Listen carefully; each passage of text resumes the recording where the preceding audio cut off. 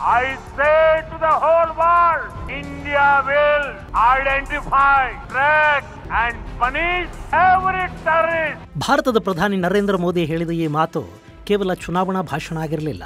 ಅದು ಭಾರತದ 120 ಕೋಟಿ ಜನರ ಮನಸ್ಸಿನ ಇಚ್ಛೆಯಾಗಿತ್ತು. ಆ ಹುಡುಕಿ ಹೊಡೆಯುವ ಕೆಲಸ ಆರಂಭ ಆಗಿದೆ. ಎಷ್ಟು ದಿನ ಮುಂದುವರಿಯುತ್ತೆ ಗೊತ್ತಿಲ್ಲ, ಆದರೆ ಆರಂಭ ಅಂತೂ ಆಗಿದೆ. ಮಧ್ಯರಾತ್ರಿ ಕಳೆದ ನಂತರ ಸುಮಾರು 1 ಗಂಟೆ 5 ನಿಮಿಷಕ್ಕೆ ಶುರುವಾದ ಭಾರತದ ಆಪರೇಷನ್ ಸಿಂಧೂರ ಮಧ್ಯರಾತ್ರಿ 1.5 ಗಂಟೆಯವರೆಗೆ ನಡೆಯಿತು. ಆಕ್ರಮಿತ ಕಾಶ್ಮೀರ ಹಾಗೂ ಪಾಕಿಸ್ತಾನದ ಒಳಗಿನ 9 ಉಗ್ರರ ಶಿಬಿರಗಳನ್ನು ನಾಶ ಮಾಡಲಾಯಿತು. ಅದಕ್ಕಿಂತ ವಿಶೇಷ ಅಂದರೆ ಬೆಳಗ್ಗೆ ಈ ಆಪರೇಷನ್ ಸಿಂಧೂರದ ಬಗ್ಗೆ ಮಾಧ್ಯಮಗಳ ಜೊತೆ ಮಾಹಿತಿಯನ್ನು ಹಂಚಿಕೊಂಡಿದ್ದು ನಮ್ಮ ಭಾರತೀಯ ಪಡೆಗಳಲ್ಲಿನ 2 ಧೀರ ವನಿತೆಯರು. ಆ ಪೈಕಿ ಒಬ್ಬರು ಭಾರತೀಯ ಸೇನಾಪಡೆಯ ಕರ್ನಲ್ ಸೋಫಿಯಾ ಖುರೇಶಿ, ಇನ್ನೊಬ್ಬರು ವಿಂಗ್ ಕಮಾಂಡರ್ ವ್ಯೋಮಿಕಾ ಸಿಂಗ್. ಸಿಂಧೂರ ಕಿತ್ತುಕೊಂಡವರ ವಿರುದ್ಧದ ಕಾರ್ಯಾಚರಣೆ ಅದು. ಆ ಪ್ರತೀಕಾರದ ವಿವರಗಳನ್ನ ಹೆಣ್ಣು ಮಕ್ಕಳು ಹೇಳಿದ್ರೇನೆ ಚಂದ ಅಲ್ವಾ ಗೆಳೆಯರೆ? ಪಹಲ್ಗಾಮ್ ಉಗ್ರ ದಾಳಿಯ 15ನೇ ದಿನ ಭಾರತ ಪ್ರತೀಕಾರ ಹೇಳಿದೆ. ಪಾಕ್ ಆಕ್ರಮಿತ ಕಾಶ್ಮೀರ ಅಷ್ಟೇ ಅಲ್ಲದೆ ಪಾಕಿಸ್ತಾನದ ಹೃದಯ ಭಾಗಕ್ಕೆ ಕೂಡ ಭಾರತದ ಮಿಸೈಲುಗಳು ನುಗ್ಗಿವೆ. ಸೇನೆ, ವಾಯುಪಡೆ ಹಾಗೂ ನೌಕಾಪಡೆಗಳ ಜಂಟಿ ಕಾರ್ಯಾಚರಣೆ ಈ ಬಾರಿ ಪಾಕಿಸ್ತಾನದ ಜಂಘಾಬಲವನ್ನ ಉಡುಗಿಸಿದೆ. ಭಾರತ ಎಲ್ಲೂ ಕೂಡ ನಾಗರಿಕ ಸ್ಥಳಗಳ ಮೇಲೆ ದಾಳಿ ಮಾಡಿಲ್ಲ.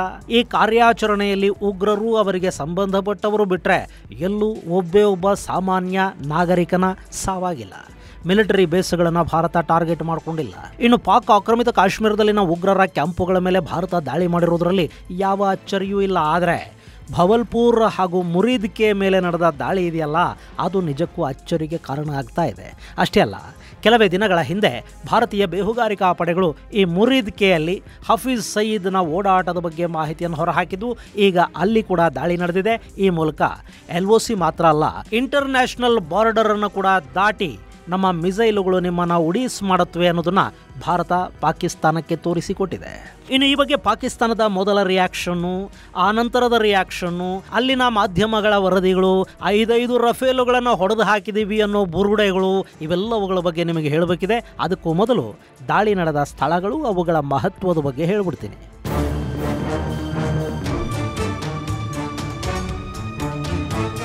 ಗೆಳೆಯರೆ, ಭಾರತ 9 ಸ್ಥಳಗಳಲ್ಲಿ ಸುಮಾರು 21 ಟಾರ್ಗೆಟ್ಗಳನ್ನು ಹೊಡೆದು ಹಾಕಿದೆ. ಆ ಪೈಕಿ ಭವಲ್ಪುರದಲ್ಲಿ ಜೈಷ್ ಇ ಮೊಹಮ್ಮದ್ನ ಸ್ಥಾವರ ಅಂತ ಕರೆಸಿಕೊಳ್ತಾ ಇದ್ದ ಮರ್ಕಾಜ್ ಸುಬಾನಲ್ಲಾ ದಾಳಿಗೀಡಾಗಿದೆ. ಈ ಭವಲ್ಪುರ ಅಂತಾರಾಷ್ಟ್ರೀಯ ಗಡಿಯಿಂದ ಸುಮಾರು 100 ಕಿಲೋಮೀಟರ್ ದೂರದಲ್ಲಿದೆ. ಭವಲ್ಪುರದಲ್ಲಿ ಜೈಷ್ ಎ ಮೊಹಮ್ಮದ್ ಸಂಘಟನೆಯ ಕೇಂದ್ರ ಕಚೇರಿ ಇದೆ. 2001ರಲ್ಲಿ ಭಾರತದ ಸಂಸತ್ತಿನ ಮೇಲೆ ನಡೆದ ದಾಳಿ, 2016ರ ಉರಿ ದಾಳಿ, 2019ರ ಪುಲ್ವಾಮಾ ದಾಳಿ, ಇವೆಲ್ಲವುಗಳ ಹಿಂದಿದ್ದದ್ದು ಇದೇ ಜೈಷ್ ಇ ಮೊಹಮ್ಮದ್. ಹಾಗೆ ಮೊನ್ನೆ ಪಹಲ್ಗಾಮಲ್ಲಿ ದಾಳಿ ನಡೀತಲ್ಲ, ಅದರ ಹಿಂದೆ ಕೂಡ ಜೈಷ್ ಇ ಮೊಹಮ್ಮದ್ನ ನೆರಳಿತ್ತು. ಮತ್ತು ಕಾಶ್ಮೀರದಲ್ಲಿ ಅತಿ ಹೆಚ್ಚು ನೆಟ್ವರ್ಕನ್ನು ಬೆಳೆಸ್ಕೊಂಡಿರೋದು, ಅತಿ ಹೆಚ್ಚು ಓವರ್ ದ ಗ್ರೌಂಡ್ ವರ್ಕರ್ಸನ್ನು ಹೊಂದಿರೋದು ಇದೇ ಜೈಷ್ ಇ ಮೊಹಮ್ಮದ್ ಅಂತ ಹೇಳ್ತಾರೆ. ನಿಮಗೆ ನೆನಪಿರಬೇಕು, ಜೈಷ್ನ ಮುಖ್ಯಸ್ಥ ಅಜರ್ ಮಸೂದ್ನನ್ನು ಕಾಶ್ಮೀರದಲ್ಲೇ ಬಂಧಿಸಲಾಗಿತ್ತು. ಆನಂತರ ಇವನ ಬಿಡುಗಡೆಗಾಗಿ ಉಗ್ರರು ಭಾರತದ ವಿಮಾನವನ್ನು ಕಾಠ್ಮಂಡುವಿನಿಂದ ಅಪಹರಿಸಿ ಕಂದಹಾರ್ಗೆ ತಗೊಂಡು ಹೋದರು. ಆ ವಿಮಾನ ಅಪಹರಣದ ಹಿಂದೆ ಕೂಡ ಪಾಕಿಸ್ತಾನದ ಕೈವಾಡನೇ ಇತ್ತು. ISI ಆ ಅಪಹರಣಕಾರರಿಗೆ ಬೇಕಾದ ಎಲ್ಲ ನೆರವನ್ನು ಒದಗಿಸಿಕೊಟ್ಟಿತ್ತು. ಆ ನಂತರ ವಿಮಾನದಲ್ಲಿದ್ದ ಪ್ರಯಾಣಿಕರನ್ನು ಒತ್ತೆಯಾಗಿರಿಸಿಕೊಂಡು ಅಜರ್ ಮಸೂದ್ನನ್ನ ಉಗ್ರರು ಬಿಡುಗಡೆ ಮಾಡಿಸ್ಕೊಳ್ತಾರೆ. ಈ ಭವಲ್ಪುರದಲ್ಲಿ ಅಜರ್ ಮಸೂದನ ಕುಟುಂಬ ಕೂಡ ಇತ್ತು ಅಂತ ಹೇಳಲಾಗುತ್ತೆ. ಆದರೆ ಈ ದಾಳಿ ನಡೆದ ಸಂದರ್ಭದಲ್ಲಿ ಅಲ್ಲಿ ಅಜರ್ ಮಸೂದ್ ಮತ್ತವನ ಕುಟುಂಬ ಇರ್ಲಿಲ್ವಾ ಅನ್ನೋ ಬಗ್ಗೆ ಖಚಿತ ಮಾಹಿತಿಗಳು ಇನ್ನೂ ಬರಬೇಕಿದೆ. ಕೆಲ ಮಾಧ್ಯಮಗಳು ಅಜರ್ ಮಸೂದನ ಕುಟುಂಬವೂ ಸಾವಿಗೀಡಾಗಿದೆ ಅಂತ ಹೇಳ್ತಾ ಇವೆ. ಆದರೆ ಭಾರತೀಯ ಸೇನಾಧಿಕಾರಿಗಳು ಕೊಟ್ಟ ಮಾಹಿತಿಯಲ್ಲಿ ಆ ಬಗ್ಗೆ ಯಾವ ಉಲ್ಲೇಖವೂ ಇರಲಿಲ್ಲ. ಸೊ ಈ ಮಾಹಿತಿಯನ್ನು ಖಚಿತಪಡಿಸ್ಕೊಳ್ಳೋದಕ್ಕೆ ಇನ್ನೂ ಸ್ವಲ್ಪ ಹೊತ್ತು ನಾವು ಕಾಯಬೇಕಾಗಬಹುದು.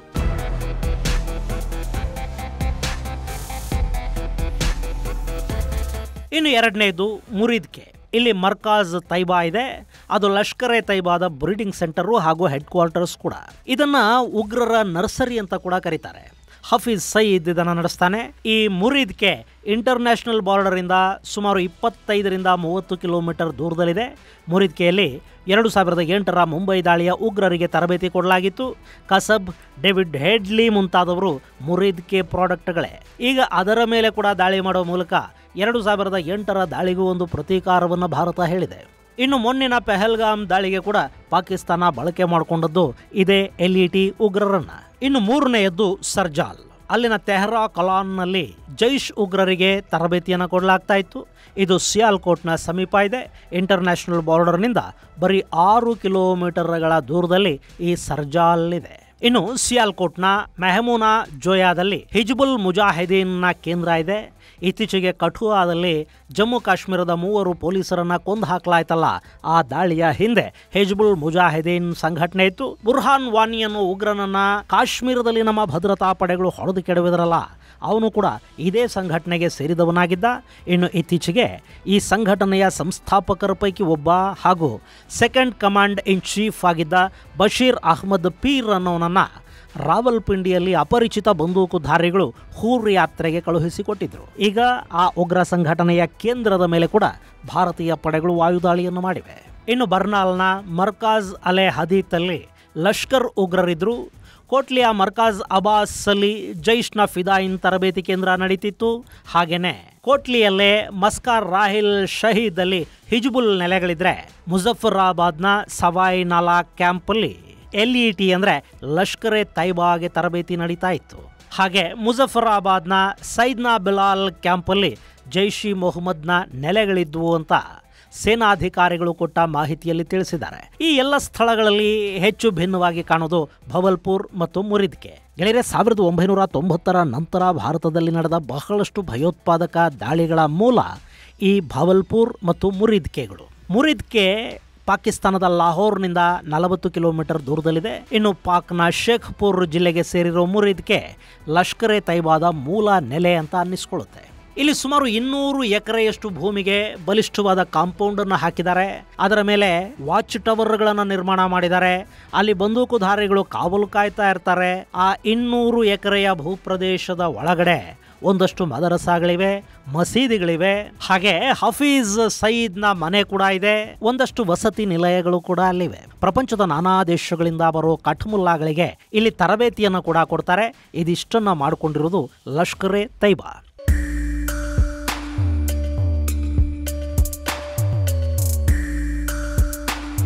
ಗೆಳೆಯರೆ, ಇವತ್ತು ಬೆಳಗಿನ ಜಾವ ಕೂಡ ಪಾಕಿಸ್ತಾನದ ವಾರ್ತಾ ಸಚಿವ ಸ್ಕೈ ನ್ಯೂಸ್ಗೆ ಮಾತಾಡ್ತಾ ನಮ್ಮಲ್ಲಿ ಭಯೋತ್ಪಾದಕರಿಲ್ಲ, ನಾವೇ ಭಯೋತ್ಪಾದನೆಯ ಬಲಿಪಶುಗಳಾಗಿದ್ದೀವಿ ಅಂತೆಲ್ಲ ಮಾತಾಡ್ತಾ ಇದ್ದ.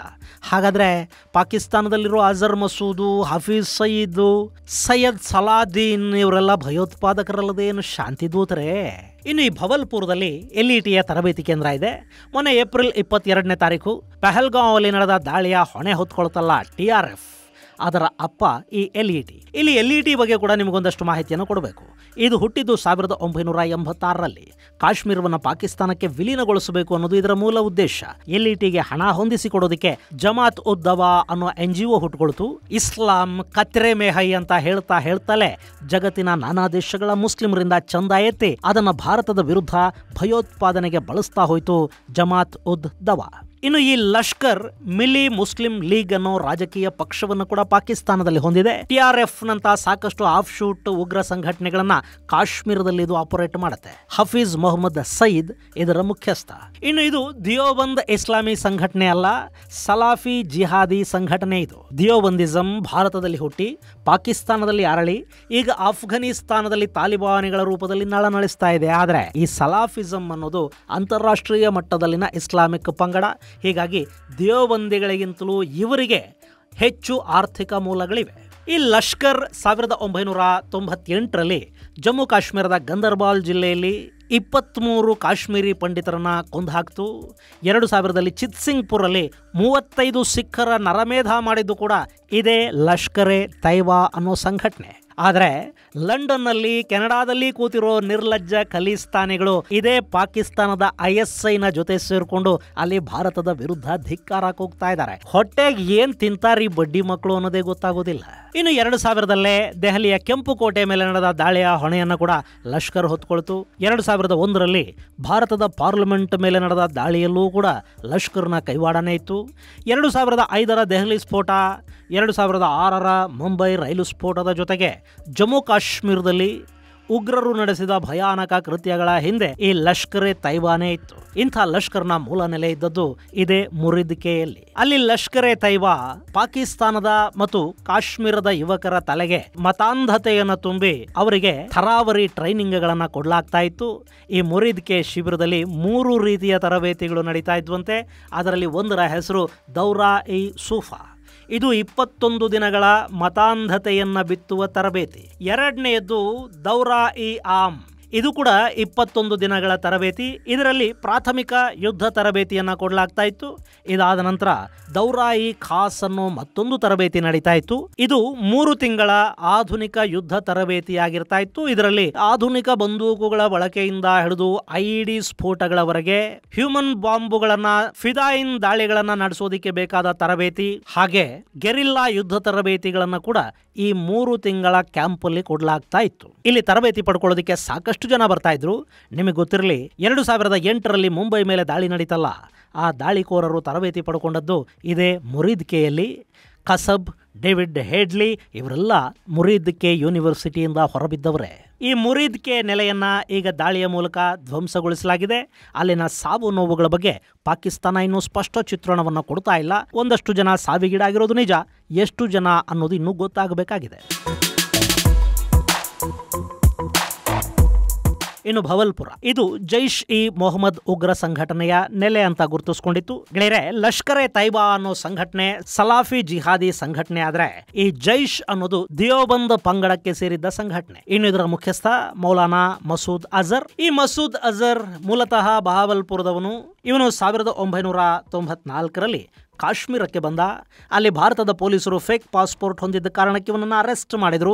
ಇಲ್ಲಿಗೆ ಬರೋ ಹೊತ್ತಿಗೆ ಮಸೂದ್ ಅಜರ್ ಸೋಮಾಲಿಯಾದಲ್ಲಿ, ಬ್ರಿಟನ್ನಲ್ಲಿ ಇಸ್ಲಾಮಿಕ್ ಮತ ಪ್ರಚಾರ ಮಾಡಿ ಬಂದಿದ್ದ. ಹೀಗಾಗಿ ಅವನಿಗೆ ಹರ್ಕತ್ ಉಲ್ ಅನ್ಸಾರ್, ಹರ್ಕತ್ ಉಲ್ ಮುಜಾಹಿದೀನ್ ಸಂಘಟನೆಗಳ ಸಂಪರ್ಕ ಕೂಡ ಇತ್ತು.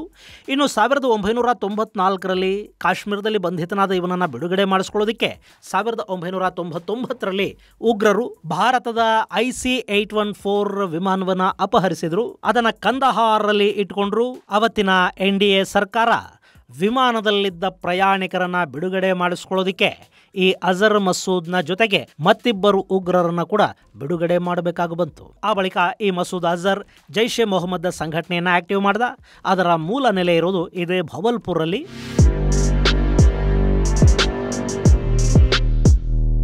ಗೆಳೆಯರೆ, ಈ ಭವಲ್ಪುರ್ ಅನ್ನೋದು ಉಗ್ರರಿಗೆ ಎಷ್ಟು ಸುರಕ್ಷಿತವಾಗಿದ್ದ ಸ್ಥಳ ಅಂದರೆ, ಇದು ಪಾಕಿಸ್ತಾನದ 13 ದೊಡ್ಡ ನಗರಗಳ ಪೈಕಿ ಒಂದು ಅನ್ನಿಸ್ಕೊಳ್ಳುತ್ತೆ. ಹಾಗೆಯೇ ಪಾಕಿಸ್ತಾನದಲ್ಲಿ ಅತಿ ಹೆಚ್ಚು ಜನಸಂಖ್ಯೆಯನ್ನು ಹೊಂದಿರುವ ನಗರಗಳ ಪೈಕಿ ಬಹವಲ್ಪುರ್ಗೆ 8ನೇ ಸ್ಥಾನ ಸಿಗುತ್ತೆ. ಪಂಜಾಬ್ ಪ್ರಾಂತ್ಯದಲ್ಲಿರೋ ಬಹವಲ್ಪುರದ ನಟ್ಟ ನಡುವೆ ಜೈಷ್ ಉಗ್ರರು ಅಡಗಿದ್ದಾರೆ. ಹೀಗಾಗಿನೇ ಇಲ್ಲಿಗೆ ದಾಳಿ ಮಾಡೋದು ಸಾಧ್ಯ ಇಲ್ಲ ಅಂತ ಹೇಳಲಾಗ್ತಾ ಇತ್ತು. ಆದರೆ ಭಾರತೀಯ ಪಡೆಗಳು ನಿಖರ ದಾಳಿಯನ್ನು ನಡೆಸೋದ್ರ ಮೂಲಕ ಬಹವಲ್ಪುರದ ಜನನಿಬಿಡ ಪ್ರದೇಶದ ಮಧ್ಯೆ ಅಡಗಿ ಕೂತಿದ್ದ ಉಗ್ರರ ಹುಟ್ಟಡಗಿಸುವ ಕೆಲಸವನ್ನು ಮಾಡಿದ್ದಾರೆ. ಅಷ್ಟೇ ಅಲ್ಲ, ನೀವು ಎಲ್ಲಿ ಬೇಕಾದರೂ ಇರಿ, ನಾವು ಮನಸ್ಸು ಮಾಡಿದರೆ ನುಗ್ಗಿ ಹೊಡಿತೀವಿ ಅನ್ನೋದನ್ನು ಭಾರತೀಯ ಪಡೆಗಳು ತೋರಿಸ್ತಾ ಇವೆ.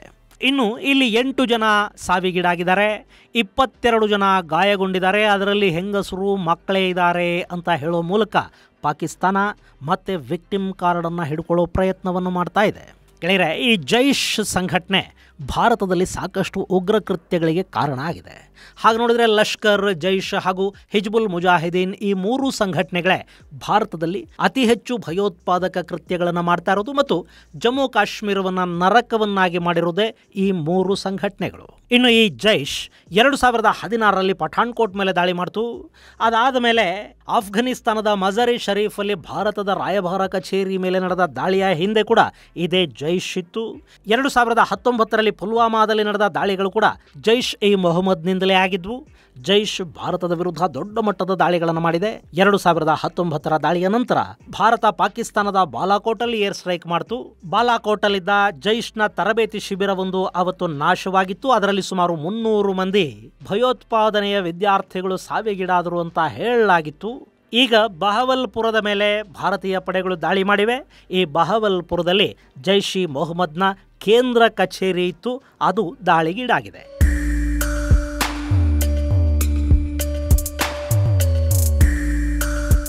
ಇನ್ನು ಈ ದಾಳಿಗಳಿಗೆ ಪ್ರತೀಕಾರ ಹೇಳೋದಕ್ಕೆ ಪಾಕ್ ಖಂಡಿತ ಬರುತ್ತೆ. ಅವರನ್ನು ಸ್ವಾಗತಿಸೋದಕ್ಕೆ ಭಾರತ ಕೂಡ ಎಲ್ಲ ತಯಾರಿಗಳನ್ನು ಮಾಡಿಕೊಂಡೇ ಕೂತಿದೆ. ಈ ಮಧ್ಯೆ ಭಾರತ ತನ್ನ ಕಾರ್ಯಾಚರಣೆಗಳನ್ನು ಇಲ್ಲಿಗೇ ನಿಲ್ಲಿಸಿದರೆ ನಾವು ಪ್ರತೀಕಾರಾತ್ಮಕ ದಾಳಿಯಿಂದ ಹಿಂದೆ ಸರಿತೀವಿ, ನಾವು ಭಾರತದ ಮೇಲೆ ದಾಳಿ ಮಾಡೋದಕ್ಕೆ ಹೋಗೋದಿಲ್ಲ ಅಂತ ಪಾಕಿಸ್ತಾನದ ರಕ್ಷಣಾ ಸಚಿವ ಖ್ವಾಜಾ ಹೇಳಿದ್ದಾನೆ. ಆದರೆ ಪಾಕಿಸ್ತಾನದಲ್ಲಿ ರಕ್ಷಣಾ ಸಚಿವನ ಮಾತನ್ನು ಯಾರು ಕೇಳ್ತಾರೆ? ದಾಳಿ ಮಾಡಬೇಕಾ ಬೇಡವಾ ಅಂತ ಅಲ್ಲಿ ನಿರ್ಧಾರ ತಗೊಳ್ಳೋದು ಸೇನೆ. ಅದು ಪ್ರಧಾನಿಯ ಮಾತನ್ನೇ ಕೇಳೋದಿಲ್ಲ, ಇನ್ನು ರಕ್ಷಣಾ ಸಚಿವನ ಮಾತು ಕೇಳುತ್ತಾ?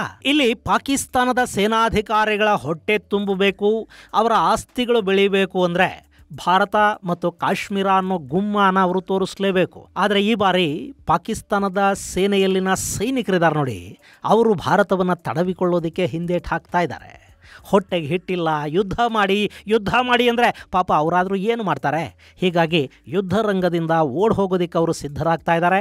ಅವರನ್ನು ಹುರಿದುಂಬಿಸುವ, ಬಲವಂತವಾಗಿ ಭಾರತದ ಮೇಲೆ ಕಳುಹಿಸುವ, ಭಾರತದ ಗಡಿಗಳಲ್ಲಿ ಅವರನ್ನು ಕೊಲ್ಲಿಸುವ ತಯಾರಿಯನ್ನು ಅಲ್ಲಿನ ಸೇನಾಧಿಕಾರಿಗಳು ಮಾಡ್ತಾ ಇದ್ದಾರೆ. ಬಹುಶಃ ಇದು ಗೊತ್ತಿರೋದಕ್ಕೆ ಇರಬೇಕು.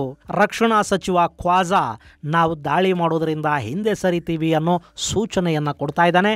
ಆದರೆ ಈತನ ಮಾತನ್ನು ಸೇನೆ ಕೇಳುತ್ತೆ ಅನ್ನೋ ನಂಬಿಕೆ ಯಾರಿಗೂ ಇಲ್ಲ.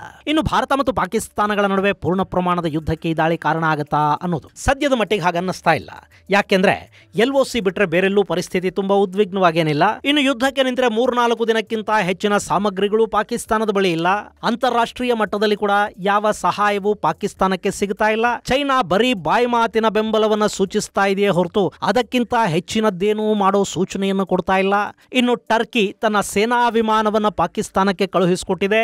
ಯುದ್ಧ ಹಡಗನ್ನ ಪಾಕಿಸ್ತಾನದ ನೀರಿಗೆ ಕಳುಹಿಸಿಕೊಟ್ಟಿದೆ. ಆದರೆ ಅದಕ್ಕಿಂತ ಹೆಚ್ಚಿನ ಸಹಾಯವನ್ನು ಮಾಡುವ ಸೂಚನೆಯನ್ನ ಟರ್ಕಿ ಕೂಡ ಕೊಡ್ತಾ ಇಲ್ಲ. ಇನ್ನು ಇಸ್ಲಾಂನ ಹೆಸರಲ್ಲಿ ಪಾಕಿಸ್ತಾನದ ಕೈ ಹಿಡಿಯುತ್ತವೆ ಅಂತ ಭಾವಿಸಲಾಗುತ್ತಾ ಇದ್ದ ಅರಬ್ ದೇಶಗಳು ಕೂಡ ಪಾಕಿಸ್ತಾನದ ಬಗ್ಗೆ ಈ ಬಾರಿ ಯಾವ ಸಿಂಪತಿಯನ್ನು ಸೂಚಿಸ್ತಾ ಇಲ್ಲ.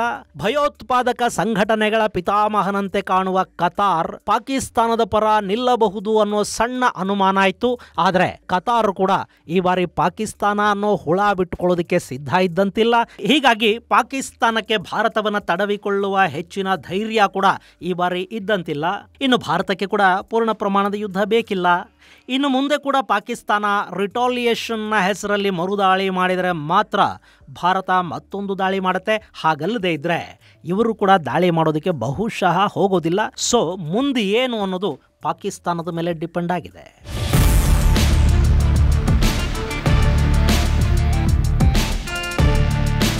ಇನ್ನು ಪಾಕಿಸ್ತಾನದ ಮಾಧ್ಯಮಗಳು ಗೆಳೆಯರೆ, ಅವುಗಳನ್ನು ನೋಡಿದರೆ ನಗು ಬರ್ತಾ ಇದೆ. ಭಾರತದ 5 ಯುದ್ಧ ವಿಮಾನಗಳನ್ನು ನಮ್ಮ ಪಡೆಗಳು ರಾತ್ರಿ ಹೊಡೆದು ಹಾಕಿವೆ ಅಂತ ಅವರು ಹೇಳ್ಕೊಳ್ತಾ ಇದ್ದಾರೆ. ರಾತ್ರಿ ಗುಂಡೇಟಲ್ಲಿ ಏನನ್ನು ನೋಡಿ ಭಾರತದ ಯುದ್ಧ ವಿಮಾನಗಳು ಅಂತ ಅವ್ರು ಅಂದ್ಕೊಂಡ್ರೋ ಗೊತ್ತಿಲ್ಲ. ಈ ಮಧ್ಯೆ ಪಾಕಿಸ್ತಾನಕ್ಕೆ ಚೈನಾ ಗಿಫ್ಟ್ ಕೊಟ್ಟಿದ್ದ JF-17 ಒಂದು ಈ ದಾಳಿಗಳ ಸಂದರ್ಭದಲ್ಲಿ ನಾಶವಾಗಿದೆ ಅನ್ನೋ ಸುದ್ದಿ ಬರ್ತಾ ಇದೆ. ಆದರೆ ಅದನ್ನು ಕೂಡ ಭಾರತೀಯ ಪಡೆಗಳೇನು ಖಚಿತಪಡಿಸಿಲ್ಲ. ಭಾರತೀಯ ಸೇನೆ ಮತ್ತು ಭಾರತದ ಅಧಿಕಾರಿಗಳು ಅಧಿಕೃತವಾಗಿ ಹೇಳುವವರೆಗೆ ಯಾವ ಮಾಹಿತಿಯನ್ನು ನಿಜ ಅಂತ ನಂಬಬೇಕಾದ ಅಗತ್ಯ ಇಲ್ಲ. ಇಂಥ ಸಂದರ್ಭಗಳಲ್ಲಿ ಸಾಕಷ್ಟು ಸುದ್ದಿಗಳು ಪಾಕಿಸ್ತಾನದಿಂದಲೂ ಬರ್ತಾ ಇರುತ್ತವೆ. ಭಾರತದ ಸೋಷಿಯಲ್ ಮೀಡಿಯಾಗಳು ಕೂಡ ಒಂದಷ್ಟು ಉತ್ಪ್ರೇಕ್ಷೆ ಮಾಡುವ ಸಾಧ್ಯತೆಗಳಿರುತ್ತವೆ. ಹೀಗಾಗಿ JF-17 ನಾಶವಾಗಿದೆ ಅನ್ನೋ ಬಗ್ಗೆ ಇನ್ನೂ ಅಧಿಕೃತ ಮಾಹಿತಿ ಬರಬೇಕಿದೆ. ಹಾಗೆ ಭಾರತದ ರಫೇಲ್ಗಳನ್ನು ನಾವು ಹೊಡೆದು ಹಾಕಿದ್ವಿ ಅನ್ನೋ ಪಾಕಿಸ್ತಾನದ ಮಾಧ್ಯಮಗಳ ವರದಿ ಇದೆಯಲ್ಲ, ಅದು ಅಪ್ಪಟ ಸುಳ್ಳು. ಮತ್ತು ಅವರು ಪಾಕಿಸ್ತಾನಿ ಪ್ರಜೆಗಳನ್ನು ಪಾಪ ಖುಷಿ ಪಡಿಸೋದಕ್ಕೆ ಅಂಥ ಒಂದಷ್ಟು ಸುದ್ದಿಗಳನ್ನು ಹರಡ್ತಾ ಇರ್ತಾರೆ. ಹಾಗೆ ಈ ಥರದ ವರದಿ ಮಾಡಿರುವ ಡಾನ್ ಇಲ್ಲಿ ಕೂಡ ರಿಸ್ಕನ್ನು ತಗೊಳ್ಳೋದಕ್ಕೆ ಹೋಗಿಲ್ಲ. ಈ ಬಗ್ಗೆ ISPR ಮಾಹಿತಿಯನ್ನು ಡಾನ್ ಉಲ್ಲೇಖ ಮಾಡಿದೆ. ISPR ಅಂದರೆ ಇಂಟರ್ ಸರ್ವಿಸ್ ಪಬ್ಲಿಕ್ ರಿಲೇಷನ್ ಅಂತ. ಇದು ಪಾಕಿಸ್ತಾನದ ಸೇನೆಯ ಮಾಧ್ಯಮ ವಿಭಾಗ. ಅಲ್ಲಿನ ಸೋಷಿಯಲ್ ಮೀಡಿಯಾಗಳನ್ನು ಸುಳ್ಳು ಸುದ್ದಿಗಳನ್ನು ಇವೆಲ್ಲವನ್ನ ಕಂಟ್ರೋಲ್ ಮಾಡೋದು ಇದೇ ISPR.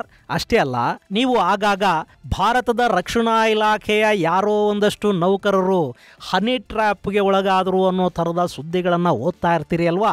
ಆ ಹನಿ ಟ್ರ್ಯಾಪ್ನ ಹಿಂದೆ ಕೂಡ ISPR ಇರುತ್ತೆ.